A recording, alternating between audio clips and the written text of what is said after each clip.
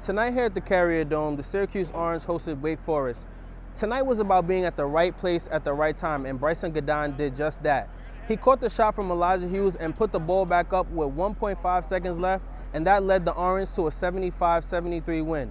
Elijah Hughes led the way with 20 points, and Buddy Boeheim had 23 as well. Here back at the Carrier Dome, the Orange will be hosting North Carolina State next Tuesday at 7 p.m. Live from Greensboro, North Carolina, I'm here at the ACC tournament, and back of me is the Florida State. They're waiting to play the winner of the Miami and the Clemson game. Now, earlier this year when Miami and Clemson met up, Clemson managed to lose by 9 points. However, Clemson has won a couple of games this year that surprised us in beating Duke and Louisville. But we'll be looking forward to a close matchup right here at the ACC tournament between either the winner of Miami and Clemson. High school phenom Dior Johnson announces his commitment to the men in orange in 2022. Syracuse men's lags were locked in and ready to go as they took on Army West Point in the Dome, and this was quite the matchup. Syracuse is one of the worst defensive teams in Division I basketball, allowing their opponents to score close to 70 points per game, and last night was a prime example. Jamie Trimboli single-handedly went off on a 3-goal run and tied the game at 5. Talk about crafty. And now Quincy Guerrier gets fouled down on the end, and Jim Boeheim runs off the sideline, loses it, says, "Ref, make that call." Cassius Stanley pushes his way down the court, shows off his strength, and cashes his check right at the bank. Now, Rob, is Syracuse a legit contender for the NCAA tournament? They absolutely are. I think that they showed a lot of tenacity. I mean, sometimes you just get beat, and that's exactly what happened tonight. What do you think that Syracuse can learn from this loss? Well, what they really need to learn is they need to make their free throws. They were 28 for 37. If you make 9, you're in the game. And I believe that Elijah Hughes could have stepped up more, but we'll see what he does in the future. And the Lady Ballers at SU completely blow the Tar Heels out of the water. Meanwhile, Jimmy Boeheim and the Big Red lose a close one to UPenn, but the men over on the ice put on a show at home as Colgate just wasn't able to keep up. John Desko was ready to start the season and move into the second slot for most wins by a head coach, and his team would not be sure to take care of business. Chase Scanlon jump-started the offense early with the first goal of the game, and the Orange are fired up. Lucas Quinn sees an opening and takes it, as this was one of his 3 goals on the night. Then Steven Rufus dishes off the sweet pass to Jamie Trimboli, and boy did he finish that one. As Colgate tried to stick around, the Orange just had too much gas in the tank. Griffin Cook ends up finding Scanlon, and this one ended up just being history.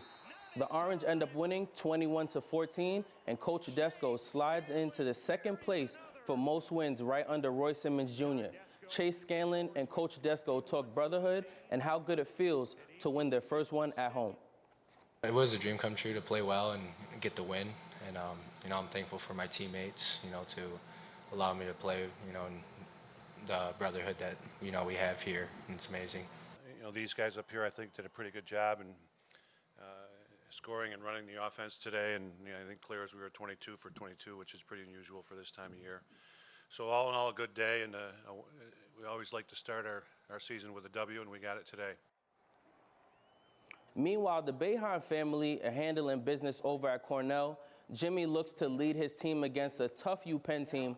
Boeheim puts up a quick deuce to keep the Big Red close. Jimmy knows it's getting down to the crunch time, and he takes the defender to the right side for 2. 42-40 Big Red. Boeheim needs a quick breather, but the man from UPenn, Devon Goodman, came to play, scoring 18 points on Boeheim's home floor. Goodman has the last laugh in this one, 79-73 UPenn. 42 years of age, Ulf is training for a triathlon, which is no easy task. Running, swimming, and cycling, while being timed is no walk in the park, but Ulf had other challenges that couldn't stop him. So I've always had one hand, and it's really all I know, and I've learned how to do everything with one. Ulf trains 4 to 5 days a week. Sometimes his light days aren't exactly that. Going out for a bike ride that's 112 miles.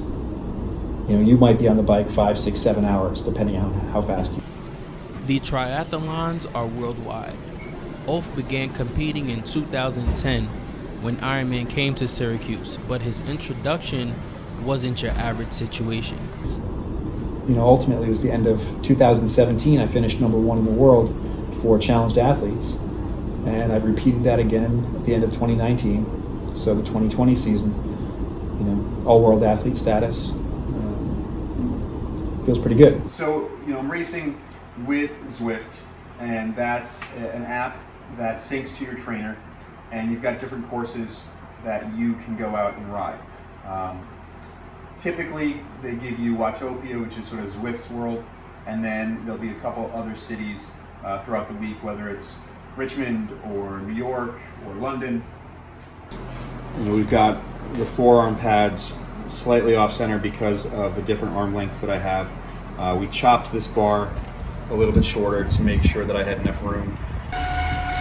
Ulf needed a bike that would assist him with his physical challenges and put him in the best position to win. This work of art cost over $10,000. Bar we flared out to the outside of the bike so that as I'm down I can get my left arm in there and give myself some leverage. And then with the right, as I'm locked in, we have electronic shifting.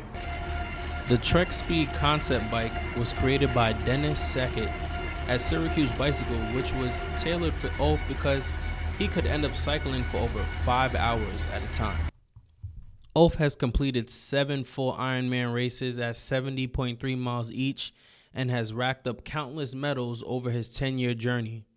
As he gears up in his red helmet, he's heading for Georgia to qualify for a worldwide rank.